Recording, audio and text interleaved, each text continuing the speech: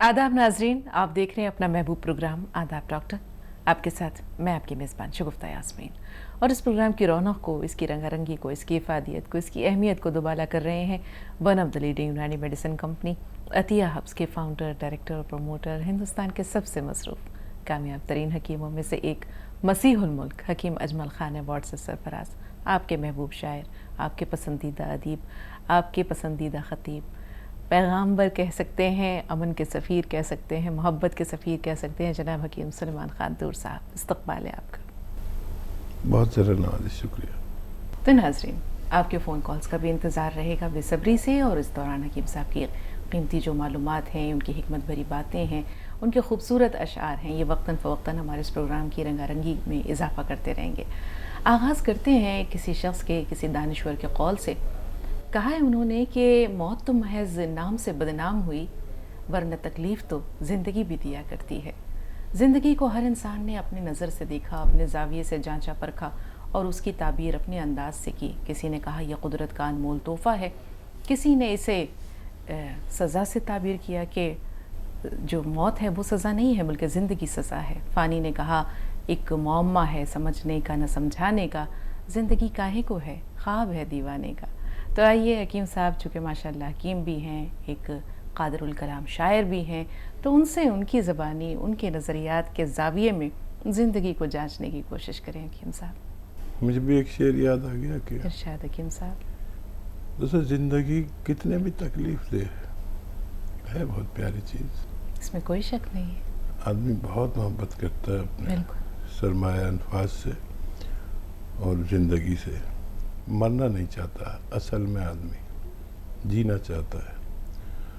और मुझे एक शेर याद आ रहा है कि मौत कुछ चुपके से आकर कह गई, मौत कुछ चुपके से आकर कह गई, ज़िंदगी खामोश होकर रह गई। आह, क्या बात है हकीम साहब। ज़िंदगी पे कितने शेर हैं, लेकिन बहुत प्यारी चीज़ है। कितनी ही तकलीफ़ें हों, कितना ही गम हो, और आदमी अगर ये तय भी कर ले कि मौत आनी ही है, सबको मालूम है। वो मुझे शेर याद आ रहा है कि इतना मरते हैं तेरी ज़ात पे हम, इतना मरते मेरी ही। गज़ल है, इतना मरते हैं तेरी ज़ात पे हम, जान दे दे ज़रा सी बात पे हम। आह, क्या बात है। जान दे दे ज़रा सी बात पे हम, और मौत एक रोज़ सबको आनी है, मौत एक रोज़ सबको आनी है, बोझ रखते हैं क्यों हयात पे हम। वाकई हकीम साहब। मौत एक रोज़ सबको आनी है, बोझ रखते हैं क्यों हयात पे हम, और कुछ नहीं कहते आज तक चुप हैं, कुछ नहीं कहते आज तक चुप हैं, दूर तरके ताल्लुकात पे हम। क्या बात है हकीम साहब, इतना क्या मरते बात। हैं तेरी ज़ात पे हम, जान दे दें ज़रा सी बात पे हम। बहुत शुक्रिया। वाकई हकीम साहब, कहा है, किसी ने गलत नहीं कहा कि गज़ल में ज़ात भी है, कायनात भी है। अब ये आपकी बात है, लेकिन इस कलाम का हुस्न या जादू ये है कि जो सुने वो ये कहे कि मेरे दिल की बात है। बहुत उम्दा हकीम साहब। वाकई इंसान मरना नहीं चाहता है, मौत तो आके चुपके से अपनी आगोश में ले लेती है, वरना इंसान की यह ख्वाहिश होती है कि कुछ सांसें और मिल जाती, कुछ दिन और मिल जाते। लेकिन हकीम साहब, मौत की आगोश में तो इंसान पल भर में चला जाता है। ज़िंदगी का सफ़र बहुत लंबा होता है, उतार चढ़ाव भी हैं, सुख दुख भी है, खुशी और गम भी है, मुश्किलात भी हैं, आसाइशें भी हैं, आसानियाँ भी हैं।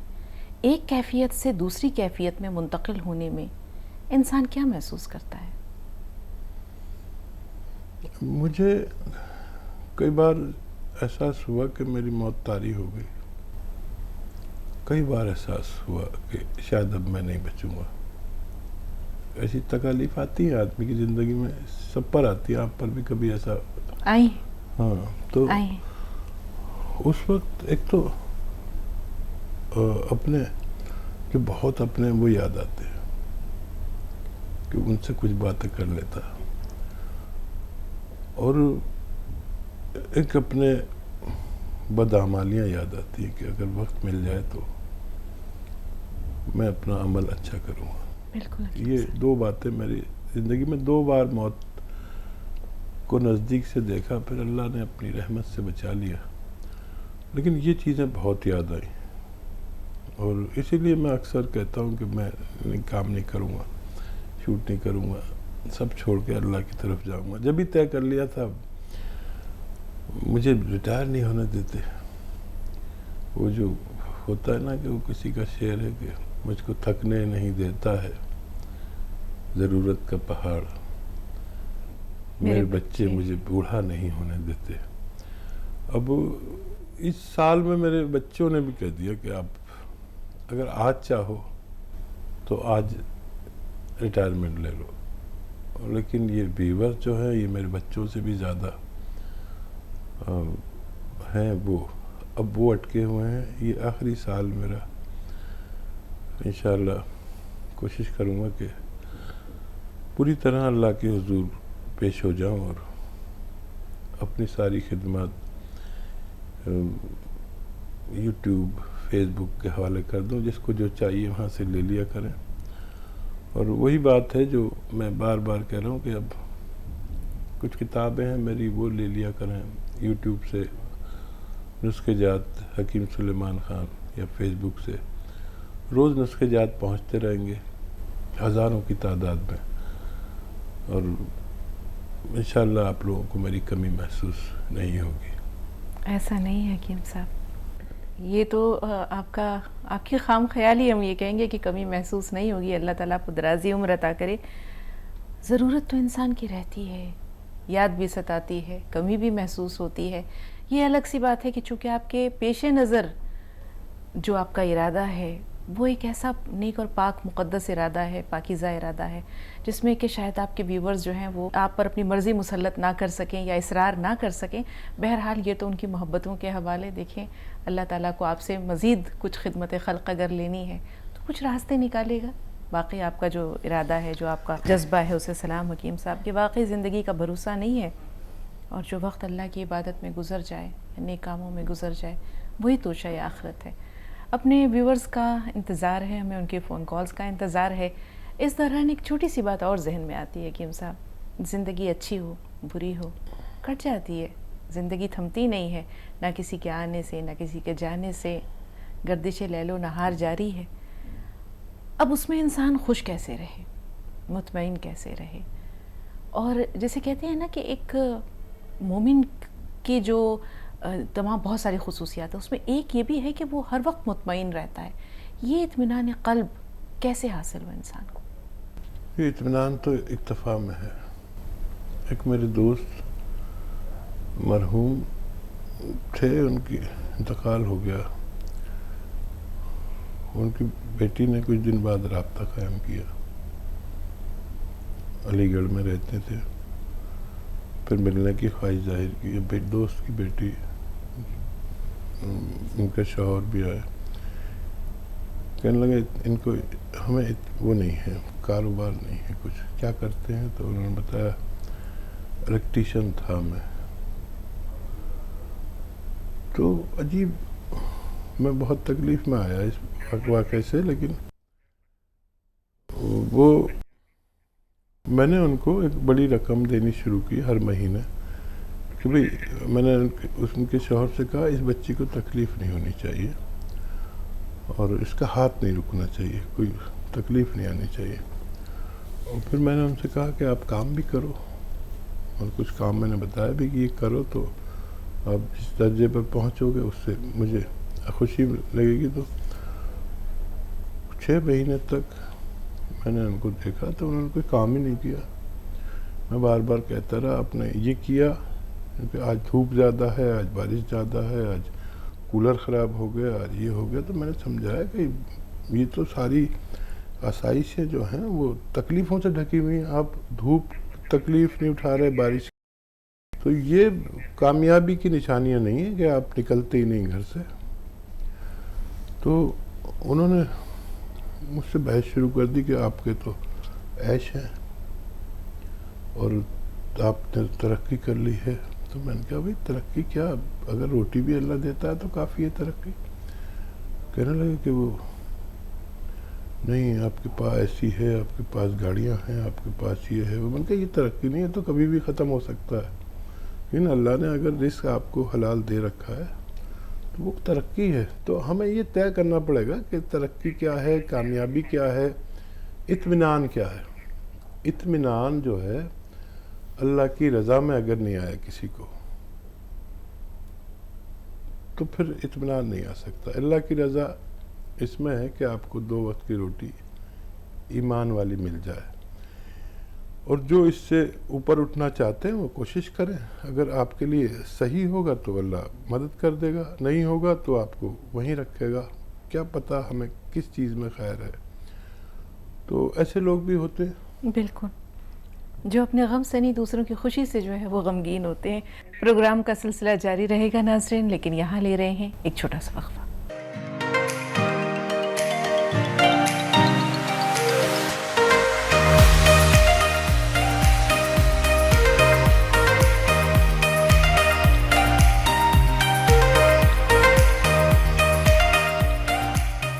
ब्रेक के बाद एक बार फिर आप सबका इस्तकबाल है, और एक बार फिर पुरतपा खैर मख्तम हकीम साहब आपका भी तमाम नाजरीन की तरफ से बहुत शुक्रिया, जज़ाकल्लाह। त्यागी जी हैं हमारे साथ मेरठ से। पहले आपसे मुखातिब है नेहा, थोड़ा सा इंतजार, आपसे भी बात करेंगे। जी बताएं। मैंने यहाँ से दवाई मंगाई थी अपनी, वो बॉन्ड मंगाया था जी। तो मैं सोच रही हूँ एक फर्क तो मुझे है। ठीक है, थोड़ा सा इंतजार। नेहा साहिबा आप फोन लाइन पर मौजूद हैं? नेहा फातिमा हमें सुन पा रही हैं आप? हाँ जी। जी बताइए क्या सवाल है आपका? जी हकीम साहब, मेरे ना 2 सवाल हैं। जरा ऊंची आवाज में नेहा, आवाज नहीं पहुंच रही। मेरा ना 2 सवाल है, एक मेरी नानी के लिए है और एक मेरी अम्मी के लिए है। ठीक है जी, हमारी नानी को गैस और अल्सर की बीमारी है। हाँ? उसके लिए आपने कोई सिरका बोला था, वो सिरका बराबर सुनाई नहीं दिया था। वो सिरका क्या है ये आप बोलेंगे? और दूसरा सवाल ये है कि हमारे अम्मी यूनानी दवाई इस्तेमाल कर रही हैं, क्या वो साथ में गोंद सिया ले सकती हैं? ठीक है। अच्छा देखिए, नानी को सिरका मत दीजिए। अगर अल्सर भी है तो उन्हें एक तो मुनहज़िम ग़िज़ाएँ खाएं जो हज़म हो जाए आसानी से। डॉक्टर की दवाएं भी खाएं। बेल का मुरब्बा खाएं। बेल का मुरब्बा, फ़िलहाल तो बेल का मुरब्बा मिलेगा, कुछ वक्त बाद बेल मिलने लगेगी। बेल पत्थर जिसे कहते हैं, या पत्थर बेल कहते हैं, इंग्लिश में कोविड कहते हैं। जब वो शुरू हो जाए तो वो बेल पत्थर खूब खिलाया करें। और ये सौंफ, सौंठ, जीरा, अजवाइन, धनिया, मेथी का दाना, एक बार और बोलता हूँ, सौंफ, सौंठ, जीरा, अजवाइन, धनिया, मेथी का पाउडर बना लें 100 ग्राम लेके, और ये 1 चम्मच खिलाएं। नमक जैतून 1 चुटकी 2 गिलास पानी में मिलाकर दिन में 1 बार या 2 बार, तब उनको काफ़ी वक्त में जाके फ़ायदा होगा। अपने डॉक्टर की दवा भी ना छोड़ें, लगातार लें। और जो यूनानी दवा ले रहे हैं आप की वालदा, तो इस मुतालिक नहीं हो तो गोंद सिया आप ले सकते हैं। आधा ग्राम लेना होता है 2 मरतबा खाने के बाद, तो आपको फ़ायदा मुमकिन है। जी 2 कॉलर्स हैं हमारे साथ, लेकिन हम चाहेंगे त्यागी जी को जो शिकवा था उसका इजाला भी हो जाए हकीम साहब। हाँ त्यागी साहब, वो देखिए अच्छी बात यह कि फ़ायदा शुरू हो गया। वज़न अगर ज़्यादा हो तो कम कर लें, और जो मेरी हिदायतें हैं, जो मेरी मैं बताता हूँ कि किस किस चीज़ से परहेज़ करना है। जैसे ज़मीन में बैठकर जो काम करते हैं, झाड़ू पोंछा, ये नहीं करना है। वेस्टर्न टॉयलेट इस्तेमाल करना है। बहुत वक्त लग गया है। कुछ अगर ऐसा कर रहे हैं जिनको मैं मना करता हूँ वो ना करें। वज़न ज़्यादा हो तो वज़न कम करें। और अभी अगर फ़ायदा शुरू हो गया तो आप लंबे वक्त तक भी दवा ले सकते हैं। असली दवा लें, भगवान से मदद मांगें तो फ़ायदा मुमकिन है। जी 2 कॉलर्स और हैं। ज़ोहरा साहब थोड़ा सा इंतज़ार। आपसे पहले अब्दुल वाहिद साहब हैं राजस्थान से, इस्तकबाल करते हैं राजस्थान से। अब्दुल वाहिद साहब आपका बताएं क्या सवाल है? अस्सलाम वालेकुम रहमतुल्लाहि व बरकातहू। वालेकुम सलाम। हकीम साहब से सवाल है, ये थोड़ा मेरी बहन के लिए है, और मेरी बहन काफी दिनों से, लगभग तकरीबन 3 साल से बहुत परेशान है। थोड़ा सा गौर से मेरी सवाल को सुनिएगा। और क्योंकि मेरी बहन की जो एज है वो तकरीबन 40 साल है और उसका वजन 80 के ऊपर ही, मतलब काफी बल्कि उसका शरीर है। और उसको तकलीफ क्या है कि उसके हाथ और पैर मतलब काफी मोटे मोटे हैं, जहां भी दबाते हैं वो एक गड्ढा टाइप हो जाता है, काफी सूजन टाइप का आता है। और हाथ और पैर में जोड़ों में काफी दर्द, बहुत ज्यादा दर्द।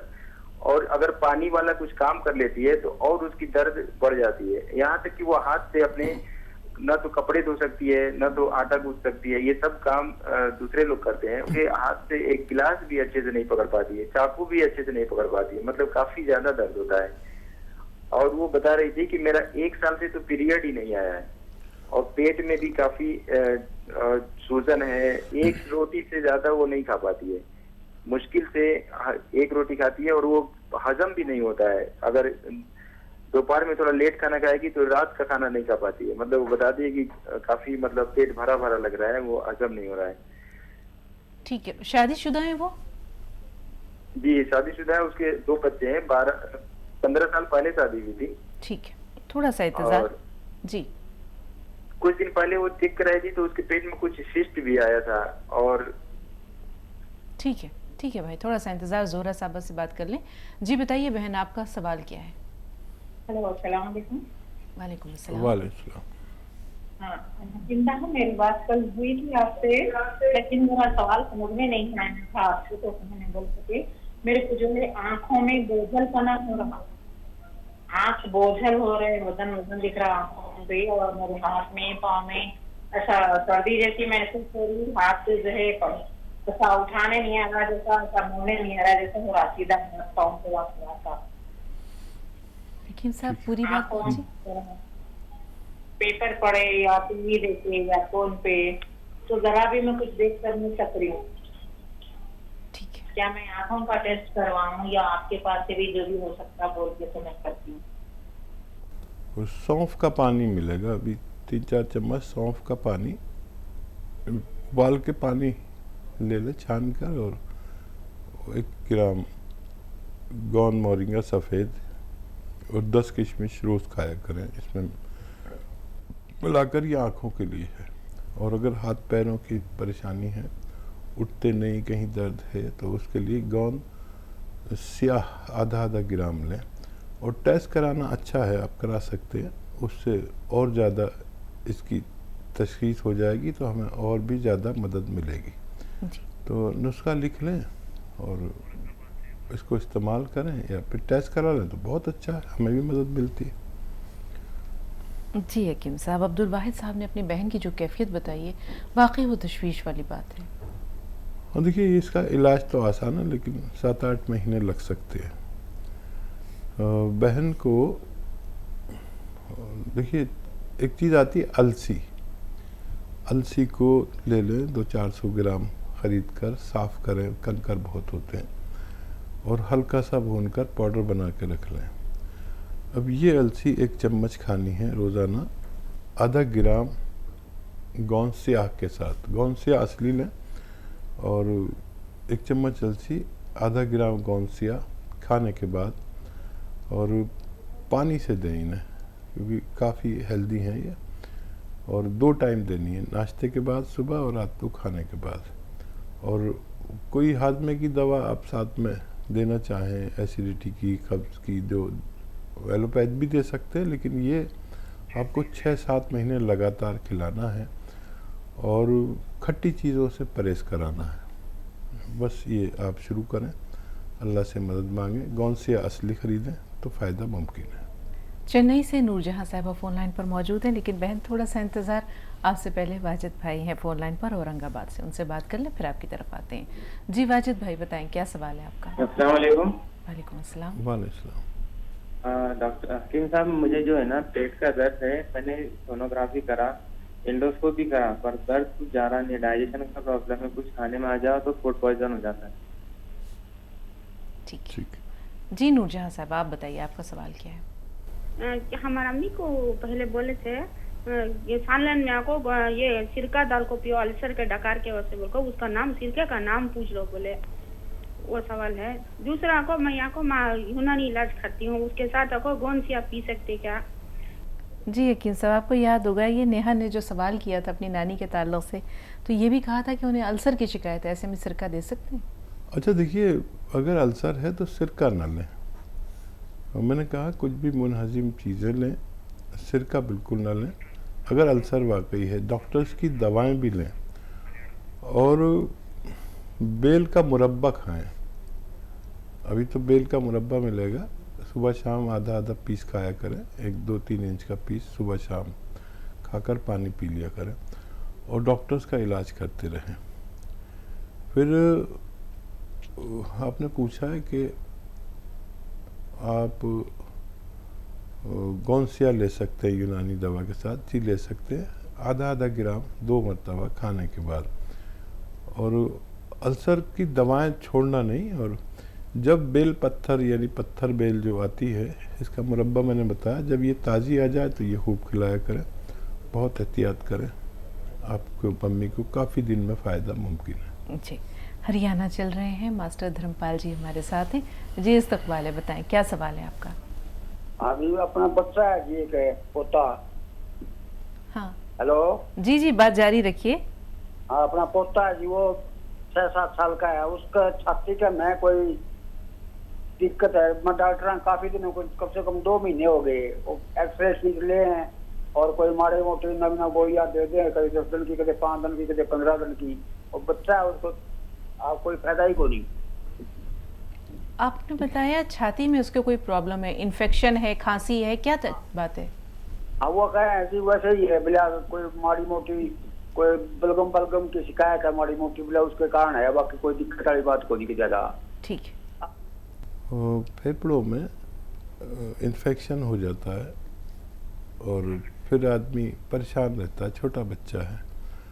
तो आप अगर नुस्खा लिख लें, समझ लें, तो उसके बड़े काम का है। छोटा बच्चा है, एक ही खुराक दें, सपिस्तान उन्नाब अलसी 100 ग्राम खरीद लें। और उन्नाब जो आता है वो एक बेर है, तो उसकी गुठली निकाल कर फेंक दें, और बाकी उसका कवर इस्तेमाल करें। सपिस्तान उन्नाब अलसी 3 चीज़ें 100 ग्राम। और पीपले कहते हैं हम लोग, या पीपला मूल हिंदी में कहते हैं, जो किचन के गरम मसालों में एक चीज़ होती है, उसे पीपला कहते हैं। 30 ग्राम ये लें, इनको पाउडर बना लें, और जितना ये पाउडर बने उतने ही शहद में मिला दें, हनी में। और फिर ये 1 चम्मच सुबह खाली पेट बच्चे को रोज़ाना खिलाएं, और गर्म पानी या चाय पिला दें, और दूध भी बंद कर दें उसके लिए। ऐसे बच्चों को दूध भी नुकसान देता है। और याद रखें कि खट्टी चीज़ें बिल्कुल नहीं खिलानी, और 6-7 महीने तक ये नुस्खा खिलाएं, और ज़रूरत पड़े तो एलोपैथिक इलाज भी साथ में ले सकते हैं, बच्चे को फ़ायदा होना मुमकिन है। जी, उत्तराखंड से बुशरा, बताएं बुशरा क्या सवाल है आपका? जी अस्सलाम वालेकुम। वालेकुम अस्सलाम। मैं ये कह रही थी ना, हमारी बेटी प्रेगनेंसी में 6वां महीना है, तो उसको थोड़ी सी एलर्जी हो जा रही है और पेशाब में इन्फेक्शन हो जा रही है। वैसे इलाज कर लिया यहाँ का डॉक्टर का, मैं सलाह लेने जाती हूँ, मैं इनसे सलाह लेती रहती हूँ हमेशा। हाँ देखिए, मैं अक्सर वो बताता हूँ ना आपको, अलसी को हल्का सा भून लें, अलसी को हल्का सा भून लें, और 1 चम्मच अलसी खिलाएं बच्ची को। और नमक जैतून असली लें 1 चुटकी, और 2 गिलास पानी में मिलाकर रोज़ाना बस 1 खुराक खिलाएं। अगर ये हामला नहीं होती तो हम 2 बार खिलाते, अभी इनको 1 ही खुराक दिया करें। नमक जैतून 1 चुटकी, 2 गिलास पानी में मिलाएं, और 1 चम्मच अलसी खिला दें रोज़ाना, बच्ची का अच्छा होना मुमकिन है। जी इंशाअल्लाह। नासिक से अब्दुल वाहिद साहब, जी फरमाइए। जी हकीम साहब, अभी बात हुई थी, मैं अपनी बहन के बारे में पूछा था। जी। तो अभी आपकी बात होने से पहले मैं एक बार कॉल लगाया था, तो आपकी किसी डॉक्टर से बात हुआ था, तो वो उन्होंने काफी डिटेल में पूछा था। तो वो 3 चीजें मुझे बताए थे, एक गोंद स्याह बताए थे, एक जैतून का सिरका बताए थे, और सी केयर कैप्सूल बताए थे। अपनी उसको मैं ऑर्डर भी कर दिया हूँ। और अभी ये हम बता रहे थे कि अलसी का पाउडर और आधा चम्मच गोंद स्याह, तो अभी मुझे डाउट ये है कि मुझे क्या करना है। अभी जो ऑर्डर किया हूँ दवा उसको इस्तेमाल करें या अभी जो हकीम साहब बताए इसको इस्तेमाल करें? बहुत अच्छा किया कि आपने दरियाफ्त कर लिया। जी हकीम ये साहब। बात आप पहले बताते तो मैं उसी तरह समझाता। गौनसिया तो आपको लेना है और अलसी के पाउडर के साथ लेना है और 2 टाइम लेना है, सुबह और शाम। और जो कैप्सूल है टी केयर वो दोपहर में लेना है और गौनसिया सुबह और शाम लेना है खालिस। अलसी का पाउडर ज़रूर लेना है और 1 चम्मच या 2 चम्मच रात को वो सिरका पानी में मिलाकर पिला दिया करें।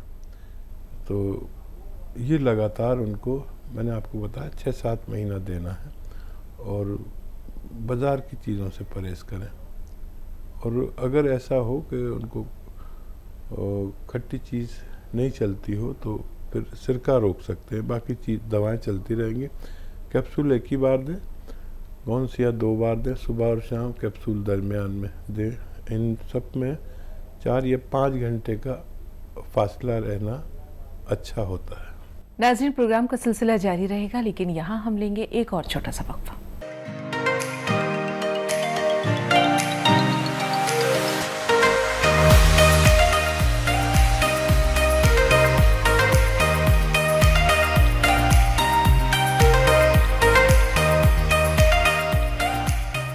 ब्रेक के बाद एक बार फिर आप सबका खैर मकदम है। आइए एक बार फिर इस्तकबाल करते हैं आपके महबूब शायर का, आपके पसंदीदा अदीब का और हिकमत से भरपूर ख़जाने का, हकीम सुलेमान खान साहब का इस्तकबाल है पुरतपा खैर मकदम। दोबारा ज़रा नवाजी, शुक्रिया, आदाब। हबीबुन्निसा साहिबा, जी बहन बताएं क्या सवाल है आपका? हेलो हकीम साहब। जी सुन रहे हैं हकीम साहब, आपको फरमाइए क्या सवाल है? साहब मेरे पैरों में बहुत तकलीफ है वहाँ, और मेरे तलवों में बहुत जलन होती, पूरी बॉडी में खुजली होती, बहुत तकलीफ है मेरे को 12 साल से है। अल्लाह आपकी तकलीफ को दूर करे। जी बहन बात जारी रखिए, क्या और कहना चाह रही हैं? हाँ मेरे को रात में नींद नहीं आती, बहुत घबराहट होती है, बहुत तकलीफ है मेरे को। हकीम साहब के ताल के लिए मैं बहुत चिंता तरस रही थी। मैं ऑर्डर भी करी गौनसिया और जीरे का सोडा, जीरे का सिरका। जी फिक्र नहीं करें, संभालें, आप रोए नहीं। और सही दवा आपने ऑर्डर की है।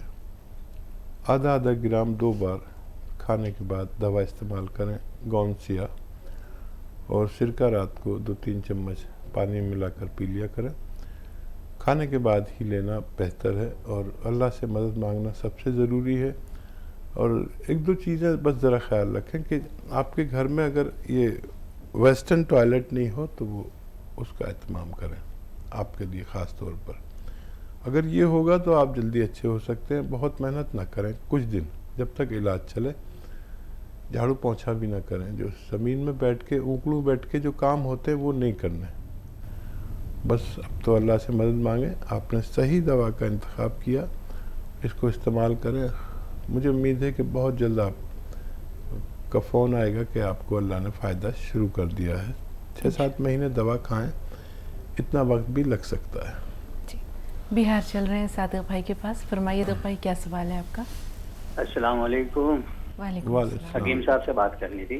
जी सुन रहे हैं सादिक भाई, वालेकुम अस्सलाम, खुश आमदीद। जी हकीम साहब, मैं आपका प्रोग्राम देख रहा हूँ और हमारे पूरे घर वाले देखते हैं आपका प्रोग्राम। आप रिटायरमेंट की बात कर रहे थे, अभी सारे घर वाले परेशान हो गए रिटायरमेंट का आपने जिक्र किया जैसे, और जब भी जिक्र करते हैं लोग परेशान हो जाते हैं। लाखों लोग आपसे मुस्तफीद हो रहे हैं और लाखों लोगों की रहनुमाई करते हैं रोजाना।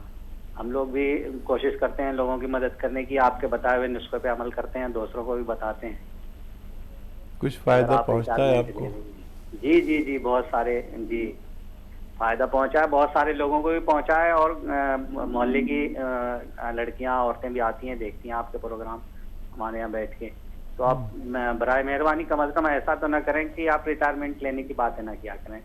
और अल्लाह ताला आपकी सेहत को अच्छा रखे, आपके उम्र में तवालत अता फरमाए। आमीन आमीन सुम्मा आमीन। मेरा एक सवाल था हकीम साहब।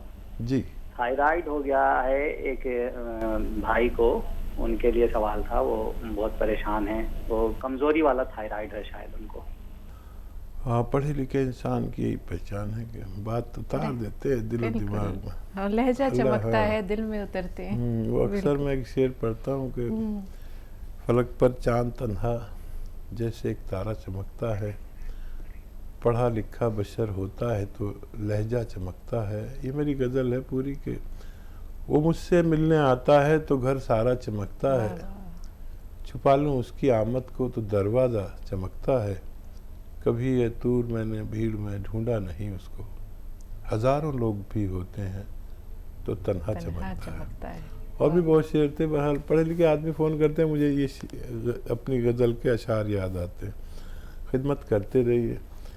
देखिए, एक तसलसल है खिदमत का। मेरे ज़रिए जो आप तक नुस्खे पहुंचते हैं वो कल हर किसी के सामने रास्ता खुला हुआ है मौत का। मौत से पहले तौबा और अल्लाह के हुजूर सब कुछ छोड़ के जाना मेरी नज़र में ज़रूरी है। मैं जानता हूँ कि मेरे व्यूअर्स को ये बहुत बुरा लगेगा, लेकिन मैंने इंतज़ाम ऐसा किया है कि आप तक नुस्खे पहुँचा दिए। ये तमाम ज़िंदगी आपकी काम आएंगे। और यूट्यूब और फेसबुक को सब्सक्राइब कर लें। मेरी तरफ से मैं कहीं भी रहूं आप तक नुस्खे पहुंचते रहेंगे, हज़ारों प्रोग्राम चलते रहेंगे और ये सिलसिला इसी तरह। हम जाएंगे नहीं तो कोई हमारे पीछे आएगा नहीं जो हमसे बेहतर जो काम करने वाला है। वो साहिर ने कहा भी है कि मुझसे बेहतर कहने वाले, तुमसे बेहतर सुनने वाले, कल कोई मुझको याद करे और क्यों कोई मुझको याद करे, मसरूफ़ ज़माना मेरे लिए क्यों वक्त अपना बर्बाद करे, मैं पल दो पल का। साहिर ने बहुत अच्छी शायरी की है इसमें। और महफूज रखिए, आगे बढ़ा दीजिए नुस्खे जात को। हाँ, इन्होंने थायराइड के बारे में जाना। हाँ, थायराइड का बड़ा अच्छा नुस्खा है। मेथी 100 ग्राम और आंवला 100 ग्राम और धनिया 300 ग्राम, इनका पाउडर बना लें और इस सफ़ूफ बनाकर रखें और 1 चम्मच सुबह खाएं। और उसमें 1 चुटकी गोंद चिलगोज़ा, बस 1 चुटकी डालना, इससे कम हो जाए ज़्यादा ना हो। ये एक बार खिला दिया करें और खूब ऑयली चीज़ें खिलाया करें। अक्सर मैं ऑयली चीज़ों को, चर्बी को मना करता हूँ, लेकिन ऐसे मरीज़ को खूब मुरगन अशिया खिलाया करें और 3-4 महीने खिलाएंगे तो फ़ायदा नज़र आना चाहिए। इलाज कितना भी लंबा चले आप इन्हें इस्तेमाल करें। जी ज़री साहब फरमाइए। हेलो, अस्सलाम वालेकुम। वालेकुम अस्सलाम। वालेकुम अस्सलाम। जी, मेरे को हकीम साहब से 2-3 डाउट्स पूछने थे। मेरे को शुगर है जी और बीपी और ये भी है समझिए, मगर मैं अभी जैतून का सिरका ले रही हूँ, उसके साथ में ये भी ले सकते क्या, गौन मोरिंगा और जैतून का नमक? ठीक है। कुछ फ़ायदा है ज़रीन आपको? जी हाँ, बहुत अल्हम्दुलिल्लाह बहुत फायदा है मेरे को और बहुत बहुत शुक्रिया आपका। और एक बात पूछना था मेरे को। हाँ जी, कहिए। जी, हमारे शौहर है ना, गौन सिया ले रहे हैं, उनको घुटने का दर्द है, उनको भी बहुत फायदा हुआ। उसके साथ उन्होंने गौन मोरिंगा और जैतून का नमक और गौन चिलगोज़ा ले सकते क्या? बेहतर, थोड़ा सा इंतजार। सुल्ताना साहबा से भी बात कर लेते हैं, फिर आपके सवाल की तरफ आते हैं। जी बताएं बहन, आपका सवाल क्या है? हेलो, अस्सलाम वालेकुम। वालेकुम अस्सलाम। हकीम साहब को अस्सलाम वालेकुम। वालेकुम अस्सलाम। वो हेलो जी जी, बात जारी रखिए। अब हाँ, कह रहे कि मेरे पड़ोस में एक है, मतलब वो उनकी उम्र तकरीबन 55 साल की होगी। आँख की रोशनी उनकी चली गई है, डॉक्टर ने उन्हें बताया कि नस टूट गया है, तो इसलिए कोई होगा इलाज? ठीक है, सुनिए। इकोनॉमिक मतलब बहुत कमजोर है, एक्सरसाइज हालत मतलब ठीक नहीं है उनकी। ठीक है। और ऐसे भी हकीम साहब कहीं कभी कोई अगर बदन में कहीं कभी नस हो जाए तो उसके लिए क्या इलाज होगा? अक्सर तो सुनने में आया है कहीं पर कोई सूख गया नस। ठीक है। तो उसके लिए क्या इलाज होगा? कुछ आप रहनुमाई करवा दें। ठीक है। अच्छा देखिए, नसों की फ्लेक्सिबिलिटी के लिए और नसों को कुशादा करने के लिए और उनमें तवानाई के लिए 3 चीज़ें हैं तकरीबन, जिसमें अखरोट, अलसी और मछली, ये फिश जो लोग खूब खाते हैं उनकी नसें में बहुत आसानी रहती है। और हर तरह की नसों का अलग मामला होता है। आँखों की नसें का मामला अलग है, लेकिन ये भी ले सकते हैं। और अगर वो सूख चुकी हैं बिल्कुल तो कोई रास्ता नहीं है सिवाय बर्दाश्त करने के। अगर उनमें कुछ गुंजाइश है तो कुछ कोशिश हो सकती है। मैं अक्सर एक नुस्खा बताता हूँ आपको, वो ये है कि सौंफ और अलसी को हल्का सा भूनकर पाउडर बना लें। 1 चम्मच रोज़ खाएं, सुबह और शाम। नमक ज़ैतून 1 चुटकी 2 गिलास पानी मिलाकर इस पानी से खानी है। जब गाजर का ज़माना हो तो गाजर का जूस पिएं। तो ये आँखों की नसों के लिए, विटामिन ए की पूर्ति के लिए, और अगर वो एलर्जिकल है तो उसके लिए, और एसिडिटी के लिए, कब्ज़ के लिए, नसों की सफाई के लिए ये नुस्खा है। आप चाहें तो इस्तेमाल कर सकते हैं। और अगर दूसरी नसें हैं जैसे कमर की नसें, टांगों की नसें, उनमें अगर प्रॉब्लम है तो गौनसिया ले सकते हैं। आधा ग्राम सुबह, आधा ग्राम शाम। अगर ये इस्तेमाल किया जाए तो डिस्क का प्रॉब्लम हो, नसों का हो, नर्व का और पट्ठों का हो, जोड़ों का हो, उससे फ़ायदा होना मुमकिन है। प्रोग्राम का सिलसिला जारी रहेगा नाज़रीन, लेकिन यहाँ ले रहे हैं एक छोटा सा वक्फा।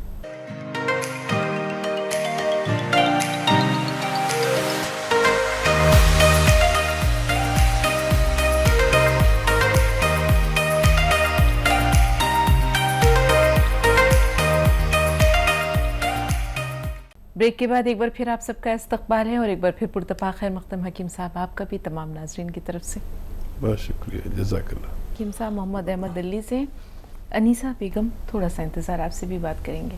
जी अहमद भाई फरमाएं, क्या सवाल है आपका?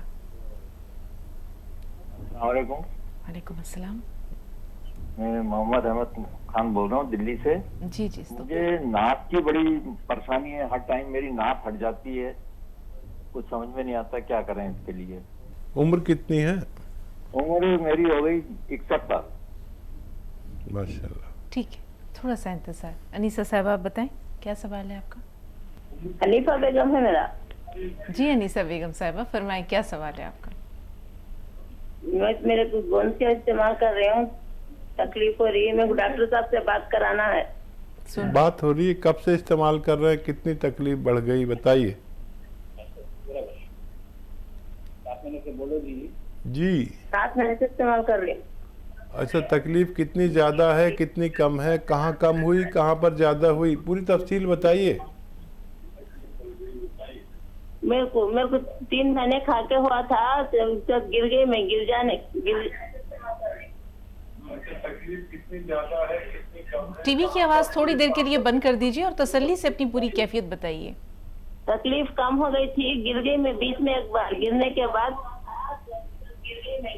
हाँ, गिरने के बाद फिर तकलीफ तेज हो गई।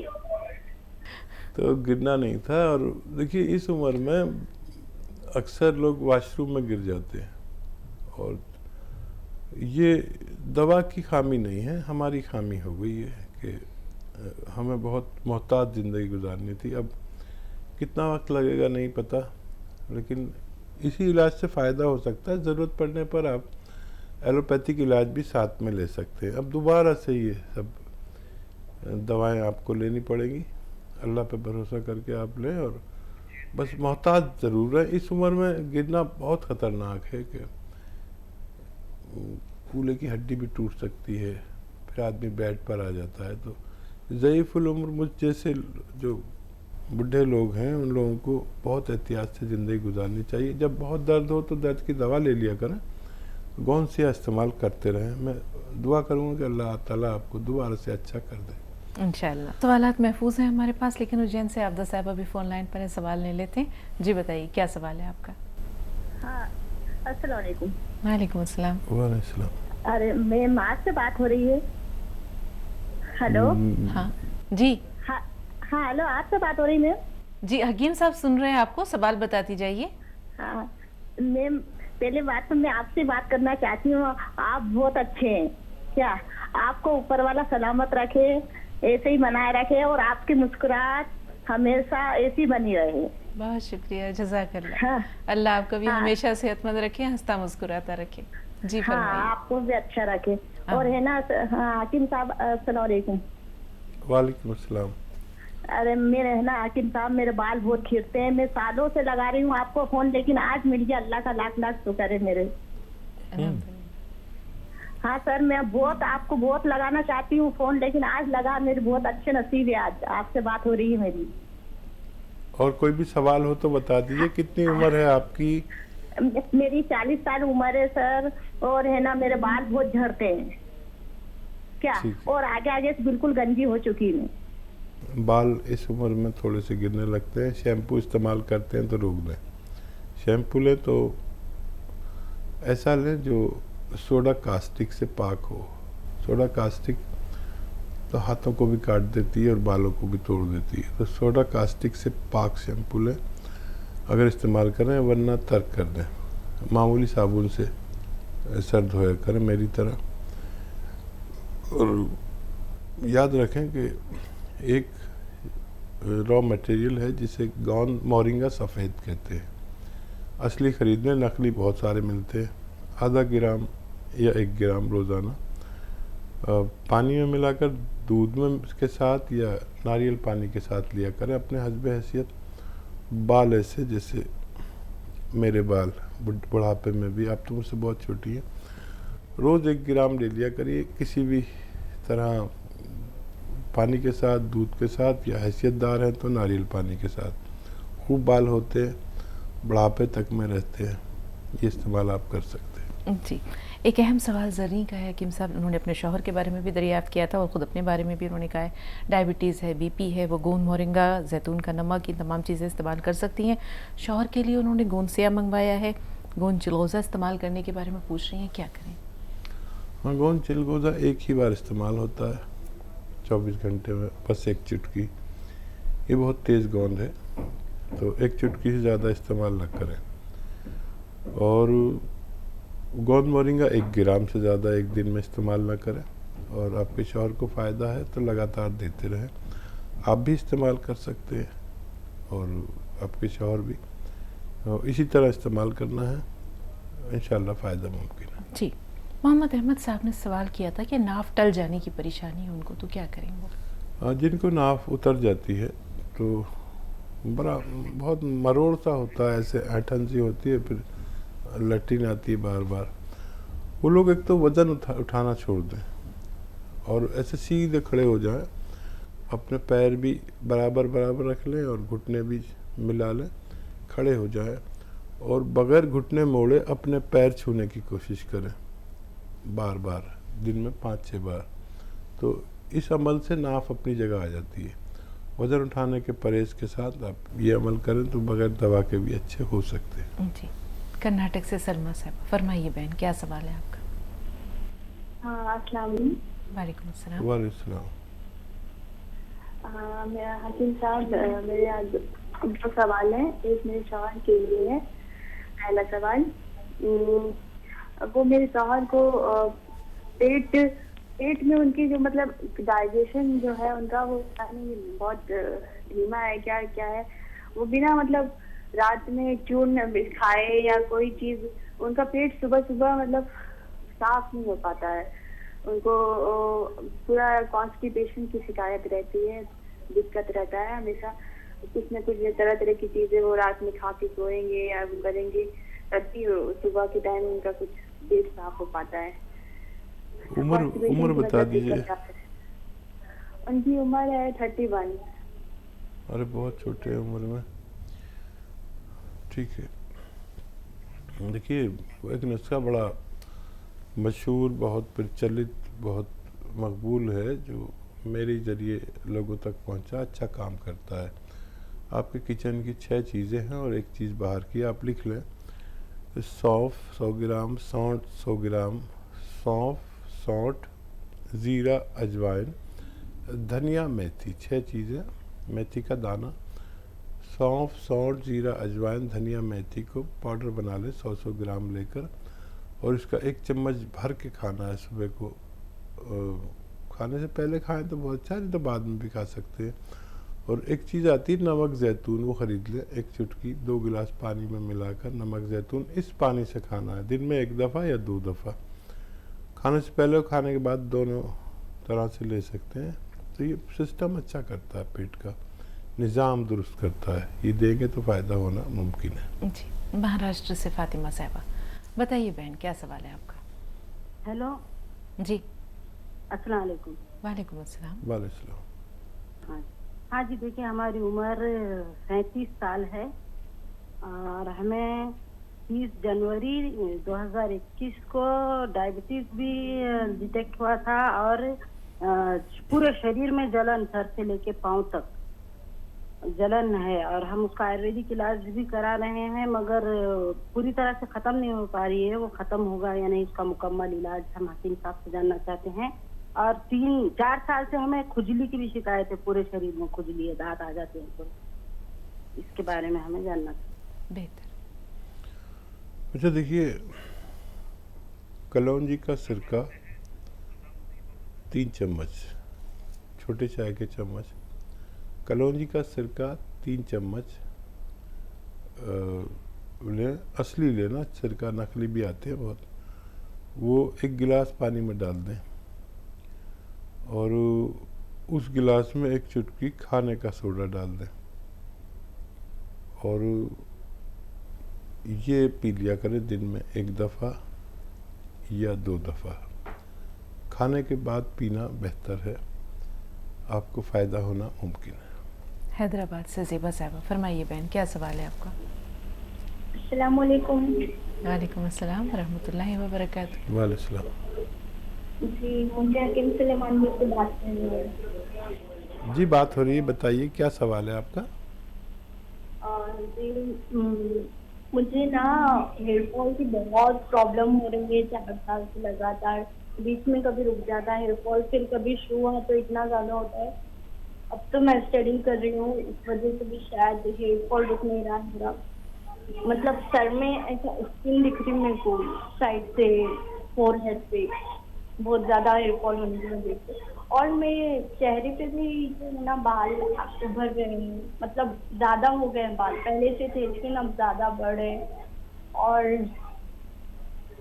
डबल चिन का भी प्रॉब्लम हो गया मेरे को अचानक से, पहले तो ऐसा कुछ नहीं था, मैं बस, लेकिन अब तो ये सिर्फ फेस पर ही फैट बढ़ रहा है, डबल चिन की प्रॉब्लम हो रही है मुझे उस वजह से। हाँ मुमकिन है तो आप टेस्ट करा लें थायराइड का। इस उम्र में, स्टडी की उम्र में ये सारी चीज़ें होनी नहीं चाहिए। कभी ये हमारे हार्मोन्स भी डिस्टर्ब हो जाते हैं, तो ये टेस्ट करा लें अगर, तो बहुत आसानी हो जाएगी। देखिए बालों को तो सबसे पहले अगर आपको बचाना है तो आप बच्चों को आजकल शैम्पू का बड़ा क्रेज़ है, बगैर शैम्पू को नहाते ही नहीं, उससे बाल एकदम खुल के ऐसे बिखरे बिखरे और पुरकशिश लगते हैं, लेकिन ये बालों का दुश्मन है।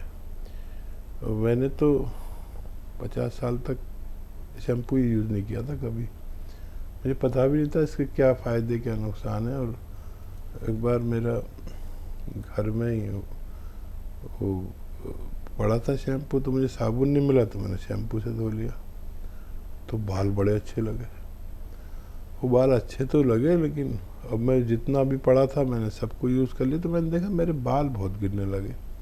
जब से मुझे पता चला कि शैम्पू बहुत नुकसानदेह हैं। तो शैम्पू में सोडा कास्टिक अगर है तो इस्तेमाल ना करें। इसके बगैर भी आते हैं, तो इससे भी बाल अच्छे हो सकते हैं। फिर गौन मोरिंगा सफ़ेद ले सकते हैं 1 ग्राम रोज़ाना, इससे भी बाल बहुत अच्छे हो सकते हैं। असली लें, बस जो भी लें आपको फ़ायदा मुमकिन है। जी, चेहरे पर जो रुएं या छोटे छोटे बाल उग गए हैं, उनसे निजात कैसे मुमकिन है?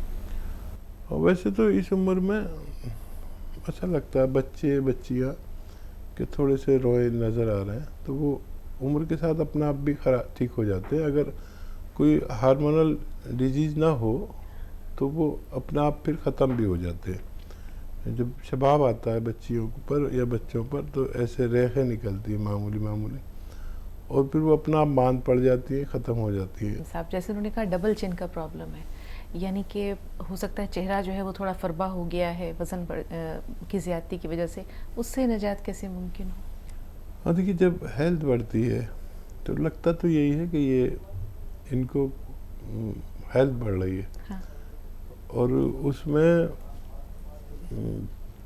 चर्बी वाली चीज़ें ना लें, कुछ मशक्क़त भी करें, पैदल चलें, गर्म पानी पिएं 4-5 बार खूब गरम। बहुत शुक्रिया हकीम साहब। इस खूबसूरत पैगाम के बाद, इन बातों के बाद हमारी ज़बान गुंग हो जाती है, मज़ीद कुछ कहने की जो है वो ना गुंजाइश रहती है और ना इस्तिताअत रहती है। बहुत शुक्रिया तमाम नाजरीन की तरफ से, करम, नवाजिश, मेहरबानी। तो नाजरीन, अगली मुलाकात तक के लिए आपसे हम इजाज़त लेते हैं। तब तक आप देखते रहें बाकी प्रोग्राम और हमें इजाज़त दीजिए अगले शो तक। आदाब।